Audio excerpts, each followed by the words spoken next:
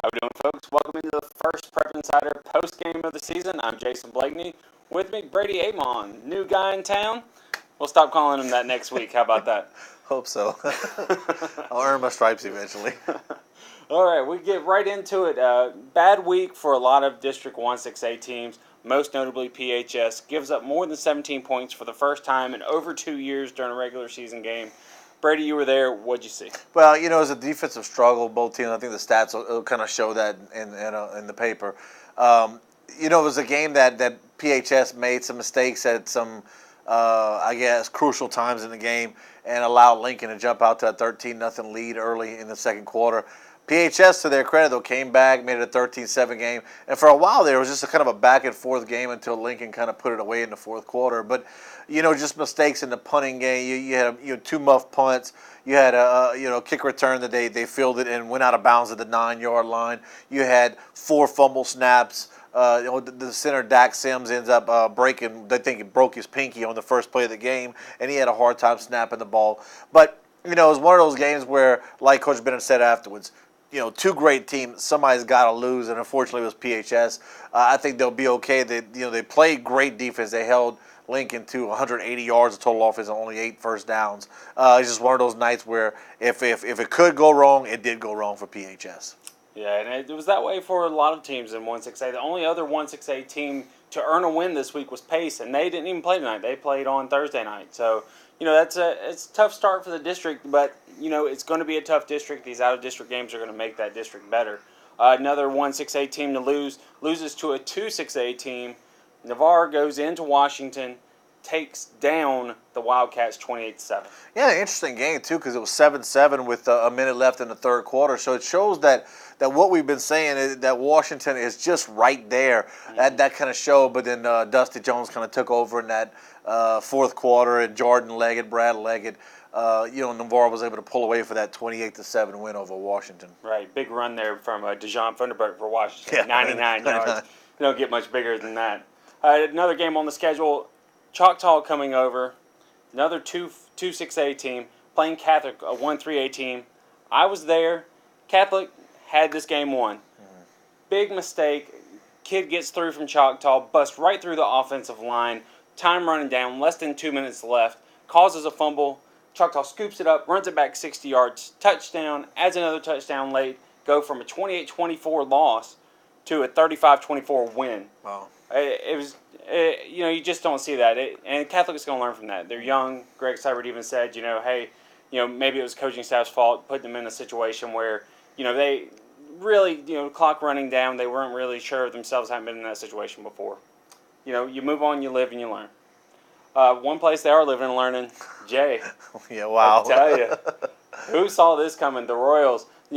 Rocky Bayou, a new school, but hey, come on, really? 48-0. Yeah, when you talk about Jay had much success, 0-10 last year.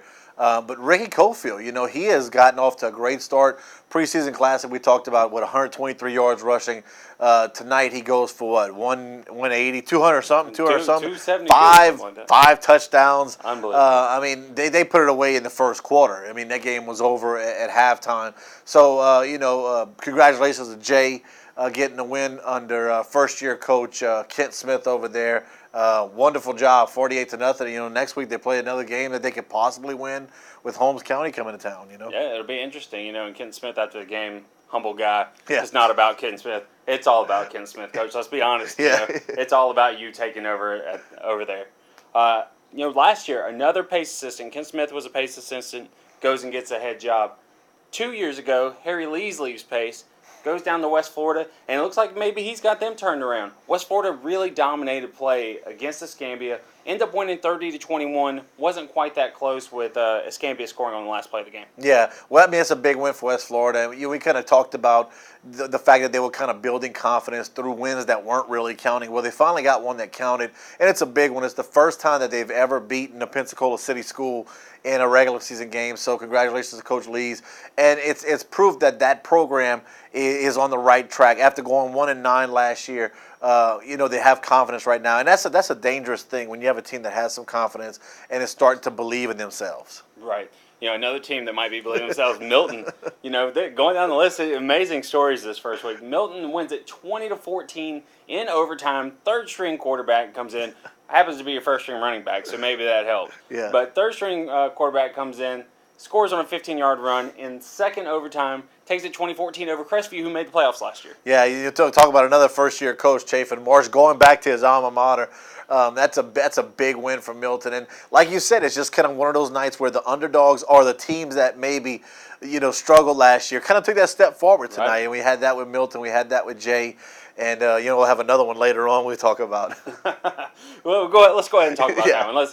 Let's talk about Gulf Breeze, 54-0 against Walton. We knew they were going to be able to score points. We knew Mitchell DeCozen could do some things from the backfield. We did not know the defense would shut them out. No, that's the old proverbial egg on the face game for me. I picked Walton in that one, and then I'm probably going to hear that one tomorrow. But, big win for Gulf Breeze. And like you said, I think, the offense, they did that last year. They scored a lot of points last year. It's a shutout. I mean, I like to know when the last time Gulf Breeze actually had a shutout. It has to go back a few years. So tremendous effort for them against a Walton team that everybody kind of felt like was pretty decent going into the season. So a huge win for Gulf Breeze, and just like West Florida, kind of made a statement tonight that they're going to be a player in that district. Right. Yeah, almost 200 yards for Mitchell DeCozen, 3 touchdowns. Our sports editor Bob Heiss, ecstatic. Yeah, nailed it. Loves Gulf Breeze, and what was he? 17 yards off, predicting DeCozen's yardage. So pretty impressive there. The last game on the slate, Tate, tough loss. I mean, there's going to be some growing pains moving to the new offense, but you didn't think it was going to be growing at the rate of 42-0. Yeah, it's one of those games where you schedule a team from out of state, so your kids don't really get up for it because they don't know too much about them. But it ends up being a good team from out of state, a team with a lot of tradition.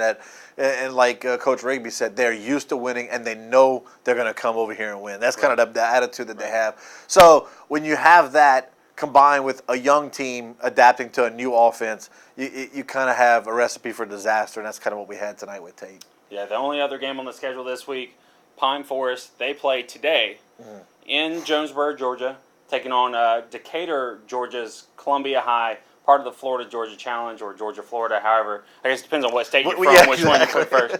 But that's today. Check tomorrow's News Journal, pnj.com today, and you can get your full stats on that, and that game starts at 3 p.m. 10 games next week. Yeah, huge full slate. Yep. So we got a couple teams with a bye. We've got some big games with Catholic and Gulf Breeze, maybe being surprisingly the big game of the week. So join us next week. We'll do the picks. We'll break them down, and then we'll wrap them up. So I'm Jason Blakeney, and this is Brady Aymond. Have a good night.